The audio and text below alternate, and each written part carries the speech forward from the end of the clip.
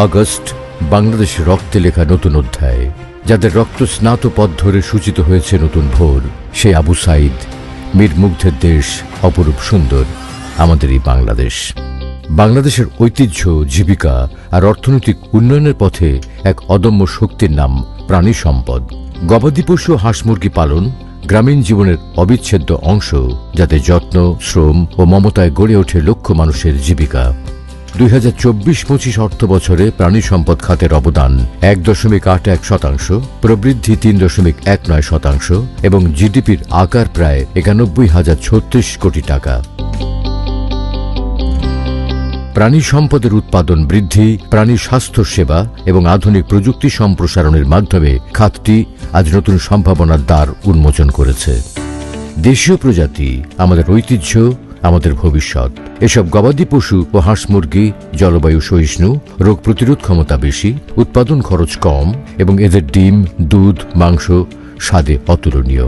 চট্টগ্রামের রেড চিটাগাং, উত্তরবঙ্গের north Bengal grey, Pabna সিরাজগঞ্জের পাবনা জাত, মুন্সিগঞ্জের মীর কাদিম বা মুন্সিগঞ্জ জাত, নেত্রকোনার হিল ব্ল্যাক গরু ছাড়াও আসিল, গলাছেলা, পাহাড়ি মুরগি এবং অন্যান্য দেশীয় হাঁস মুরগি টেকসই উন্নয়নে অমূল্য সম্পদ। বাংলাদেশের এক গর্বের নাম ব্ল্যাক বেঙ্গল জাতের ছাগল। নারীর ক্ষমতায়ন, পারিবারিক সচ্ছলতায় যেন এক আলোকিত ভবিষ্যৎ। ইতোমধ্যেই এই ছাগল জিআই পণ্য হিসেবে আন্তর্জাতিক স্বীকৃতি লাভ করেছে। পাশাপাশি দেশীয় জাতের ভেড়া, ভোলা এবং লক্ষ্মীপুরের মহিষের আছে অপার সম্ভাবনা। ভালোবাসা, প্রয়োজন ও পারিবারিক পুষ্টির নিশ্চিত যোগান এসব গবাদি পশু ও হাঁস মুরগি স্বল্প আয়ের মানুষের যেন এক জীবন্ত ব্যাংক অ্যাকাউন্ট। গবাদি পশু জাত উন্নয়ন, দুধ, মাংস এবং কৃষকের আয় বৃদ্ধিতে ভূমিকা রাখছে কৃত্রিম প্রজনন। 30 থেকে 40 লিটার দুধের গরু আর কোনো স্বপ্ন নয়। সাধারণ খামারির ঘরেই রয়েছে এই ধরনের অসংখ্য গরু। বাংলাদেশে সহজলভ্য, সাশ্রয়ী প্রাণীজ পুষ্টি সরবরাহ ও কর্মসংস্থান সৃষ্টির সফল বিপ্লবের নাম পোল্ট্রি শিল্প। 60 লক্ষাধিক মানুষের জীবন জীবিকা এবং উদ্যোক্তাগণের শ্রম ঘন বিনিয়োগে এগিয়ে যাচ্ছে এই শিল্প। ক্রমবর্ধমান জনসংখ্যা, অর্থনৈতিক প্রবৃদ্ধি এবং খাদ্যাভ্যাসের পরিবর্তন প্রাণীজ আমিষের চাহিদাকে বাড়িয়েছে বহুগুণ। বৈপ্লবিক পরিবর্তন এসেছে উৎপাদন ব্যবস্থায়। উদ্যোক্তাগণের ঘুরে দাঁড়ানোর গল্পে দেশ এখন গবাদি পশু উদ্বৃত্ত দেশে পরিণত হয়েছে। 2024-25 অর্থ বছরে দেশে 15.53 মিলিয়ন মেট্রিক টন দুধ, 8.95 মিলিয়ন মেট্রিক টন মাংস এবং 24.40 বিলিয়ন ডিম উৎপাদিত হয়েছে। বাংলাদেশে মুসলিম ধর্মের মানুষের অন্যতম প্রধান উৎসব ঈদুল আজহায় প্রান্তিক ও ক্ষুদ্র খামারিদের লালন পালন করা গরু, ছাগল, ভেড়া ও মহিষ সারা দেশের কোরবানির হাটে যথেষ্ট পরিমাণে সরবরাহ করা হয়। এবছর কোরবানিতে সরবরাহ করা হয়েছে 1,24,00,000 গবাদি পশু। ফলে কোরবানির সময় কোনো গবাদি পশু আমদানির প্রয়োজন হয়নি। এখন মানুষের হাতের নাগালে রয়েছে প্রাণী স্বাস্থ্য সেবা। যে কোনো জরুরি প্রয়োজনে আন্তরিক সেবা দিয়ে যাচ্ছেন প্রাণী সম্পদ বিভাগের কর্মীগণ।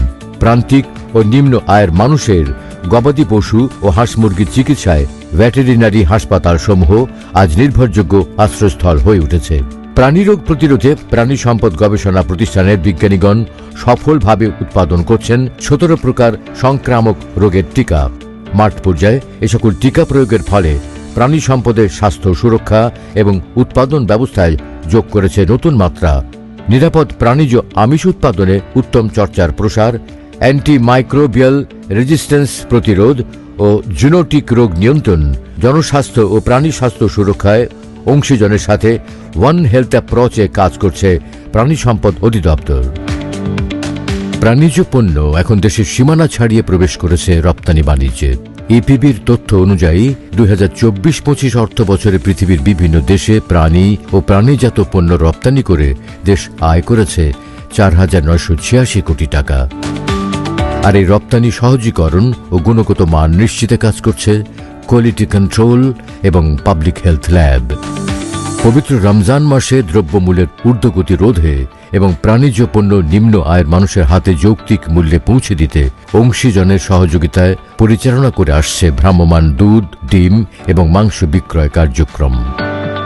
জলবায়ু পরিবর্তনের প্রভাব, স্থানীয় জাতের সংরক্ষণ, প্রান্তিক খামারিদের সুরক্ষা, বেকার যুবক ও নারীদের এই খাতে আরও বেশি সম্পৃক্ত করে সবার জন্য নিরাপদ প্রাণীজ আমিষ উৎপাদন বিশ্বমানে উন্নীত করতে বদ্ধপরিকর প্রাণী সম্পদ অধিদপ্তর।